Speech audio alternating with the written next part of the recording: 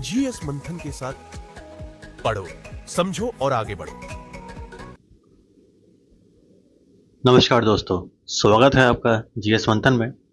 तो आज हम बात करेंगे ऐसे विषय को लेकर जो भारत के लोकतंत्र और शासन व्यवस्था को गहराई से प्रभावित करता है।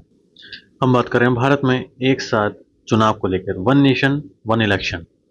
हर साल चुनावों का सिलसिला चलता रहता है, लेकिन क्या इस चुनाव चक्र को एक साथ लाना देश के लिए सही होगा? क्या इसके शासन अधिकार स्थिर और प्रभावी बन सकेंगे? इस वीडियो में हम इस मुद्दे पर विस्तार से चर्चा करेंगे। इसके फायदे, चुनौतियां, सरकार की कोशिशें। तो चलिए जानते हैं एक साथ चुनाव का मतलब, इसका इतिहास, इससे जुड़े प्रमुख विधेयक और क्यों आज ये एक अहम सवाल बन चुका है। तो हम बात करेंगे इस वीडियो में एक साथ चुनाव का मतलब क्या होता है, प्रमुख विधेयक और उनके प्रावधान क्या हैं, बार बार चुनाव की समस्या है क्यों, चुनौतियां क्या है, इसकी समाधान क्या है और एक साथ चुनाव की आवश्यकता और फायदे क्या हैं। तो देखिए, ये हमारा प्यारा देश है और यहाँ जब वोटिंग करके आते हैं तो इस तरह से आपके हाथ पर निशान लगता है। तो वन नेशन वन इलेक्शन के बारे में बात करते हैं। तो एक साथ चुनाव का मतलब क्या होता है? देखिए, एक साथ चुनाव का मतलब होता है लोकसभा और सभी राज्य विधानसभाओं के चुनाव एक ही समय पर करवाए जाएं, ताकि संसद और राज्य विधानसभाओं का कार्यकाल एक साथ समाप्त हो सके।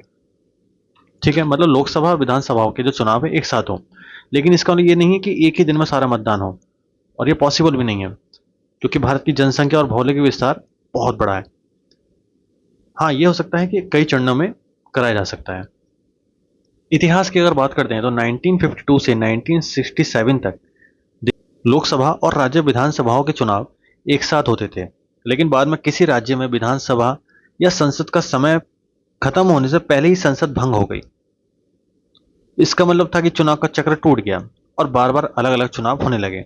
मतलब स्टार्टिंग में जब देश आज़ाद हुआ था और इलेक्शन स्टार्ट हुए थे, तो स्टार्टिंग में विधानसभाओं के और लोकसभाओं के चुनाव साथ होते थे, लेकिन कुछ विधानसभाएं और कुछ केंद्र सरकार पहले ही भंग हो गई, जिस वजह से ये समय आगे पीछे हो गया। आज की स्थिति क्या है कि 2023 में एक उच्च स्तरीय समिति ने पुनः एक साथ चुनाव की सिफारिश करी है। इसके आधार पर संविधान 129वां संशोधन विधेयक और 2024 और केंद्र शासित प्रदेश कानून संशोधन विधेयक 2024 पेश किए गए हैं। मतलब दो कानून हैं जिसके आधार पर ये जो नियम है चेंज होगा। देखिए, आप देख सकते हैं पहले के टाइम पर किस तरह से प्रचार होते थे, किस तरह से लोग इलेक्शन के लिए दीवाने थे, आज भी हैं, आप देख सकते हैं। ओके, प्रमुख विधेयक और प्रावधान क्या क्या है?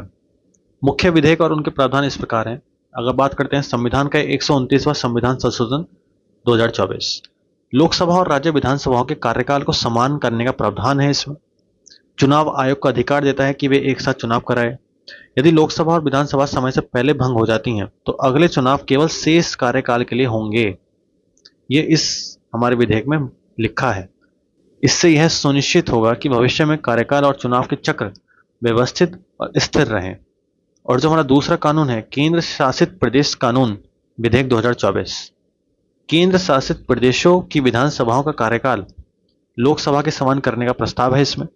स्थानीय निकाय जैसे नगर पालिका, पंचायत इसमें शामिल नहीं है, क्योंकि उनका चुनाव अलग तरह से आयोजित होता है। इसमें हमारी क्या क्या है, इसमें सिर्फ हमारी विधानसभा और हमारी लोकसभा शामिल है। देखिए, आपको ये देखिए, हमारे 7 राष्ट्रीय राजनीतिक दल हैं, आप देख सकते हैं उनके लोगो और उनके नाम है। जैसे बीजेपी है, कांग्रेस है, बहुजन समाज पार्टी है, कम्युनिस्ट पार्टी है।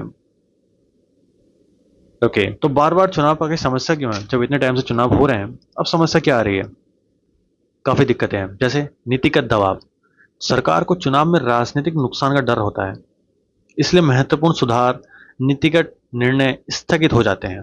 देखिए, चुनाव जब बार बार होंगे और सरकार ने कोई फैसला लिया, उसके बीच में एक चुनाव और आ गया, फिर एक चुनाव आ गया, तो उस सरकार का जो फोकस है वो टूट जाता है। कहा ना, नीतिगत निर्णय स्थगित होते हैं। परियोजना कार्यान्वयन में बाधा।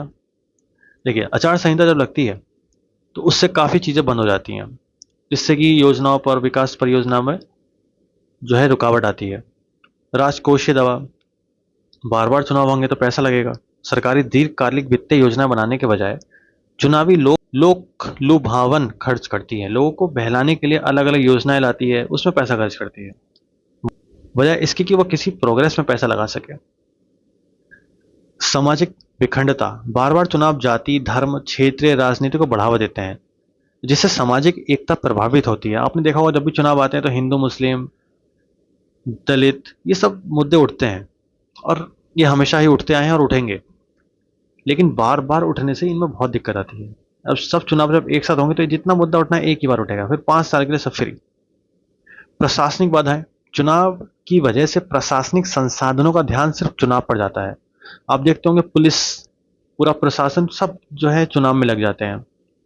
थाने के जितने काम है सब रुक जाते हैं। कार्य बाधित होता है, बार बार होता है। मतदाता में थकान, लगातार चुनाव होने से लोग मतदान में कम भाग लेते हैं और लोकतंत्र की गुणवत्ता प्रभावित होती है। बार बार चुनाव हुआ, लोग सोचेंगे अभी तो दिया था, लाइक दिस। देखिए, आप देख सकते हैं किस तरह से लोग जुनून रहता है चुनाव में। ये पुरानी फोटोज हैं जो मैं आपको दिखा रहा हूँ, किस तरह से लोग। तो चलिए हम आगे देखते हैं। एक साथ चुनाव की आवश्यकता और फायदे क्या हैं। एक साथ चुनाव से देश को कई फायदे मिल सकते हैं। शासन में स्थिरता आ जाएगी, सरकार बिना बार बार चुनावी दबाव के नीति और विकास कार्यों पर ध्यान दे सकेगी। नीति पक्षाघात कम होता है। देखिए, आचार संहिता लगने से कमी आती है, जैसा पहले हमने बात करी, इसलिए विकास परियोजना चुनावी प्रभावों के बिना चल सकती हैं। संसाधनों की बचत हो जाएगी। चुनाव खर्च होता है, प्रशासनिक पर भार आता है, पुलिस प्रबंधन आदि पर खर्च होता है, तो उसमें खर्चे में कमी आएगी क्योंकि जितना खर्च होगा एक साथ हो जाएगा। राजनीतिक अवसर में वृद्धि, नए और युवा नेताओं को अवसर मिलेगा और पारंपरिक बड़े नेताओं का प्रभुत्व कम होगा। ये भी एक अच्छा पॉइंट है।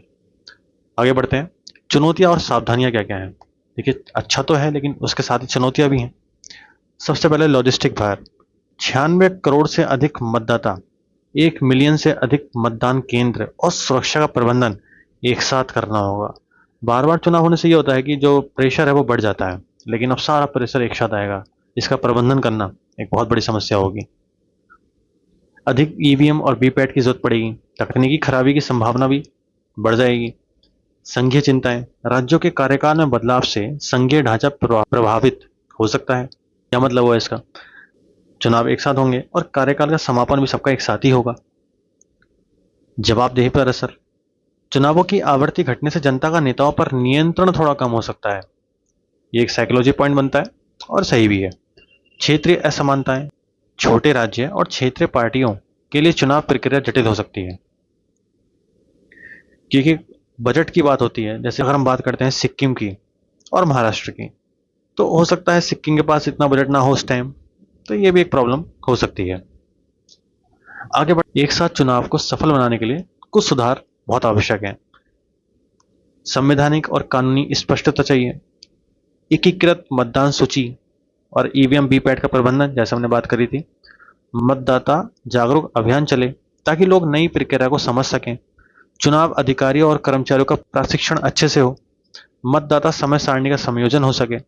ये कुछ चीजें हैं जिनमें सुधार की आवश्यकता बहुत ज्यादा होगी। देखिए, जैसे देख सकते हैं ये हमारी ईवीएम है, किस तरह से लोग वोट डालने जाते हैं। जिन्हें अपनी वोट की ताकत पता है वो जाते हैं। देखिए, आप देख पा रहे होंगे किस तरह से ये बना हुआ है। ओके, हम बात करते हैं नोटा। आपने नोटा वर्ड सुना होगा, none of the above. Bharat में 2013 से स्टार्ट हुआ था। ईवीएम, इलेक्ट्रॉनिक वोटिंग मशीन में नोटा सबसे नीचे होता है। वोटर अगर उससे दबाता है तो इसका मतलब होता है कि मैं किसी को वोट नहीं देना चाहता, लेकिन मतदान में भाग ले रहा हूं। भले ही नोटा को सबसे ज्यादा वोट मिले, फिर भी चुनाव में दूसरे नंबर वाला उम्मीदवार जीतता है। नोटा केवल जनता की असहमति, डिसअप्रूवल को दिखाने का प्रतीक होता है। ये हमारा नोटा होता है। ओके, तो उम्मीद करते हैं कि भारत में एक साथ चुनाव के विषय पर यह जानकारी आपको महत्वपूर्ण लगी होगी। यह एक ऐसा मुद्दा है जो हमारे लोकतंत्र और विकास की दिशा को संभाल सकता है, लेकिन इसके साथ कई चुनौतियां भी जुड़ी हैं। आपका विचार क्या है? क्या आप भारत में एक साथ चुनाव की व्यवस्था के पक्ष में हैं या नहीं? अपनी राय आप कमेंट में साझा करिए। अगर यह वीडियो पसंद आया तो लाइक और शेयर करिए और देखते रहिए और बने रहिए हमारे मंथन के साथ। जल्दी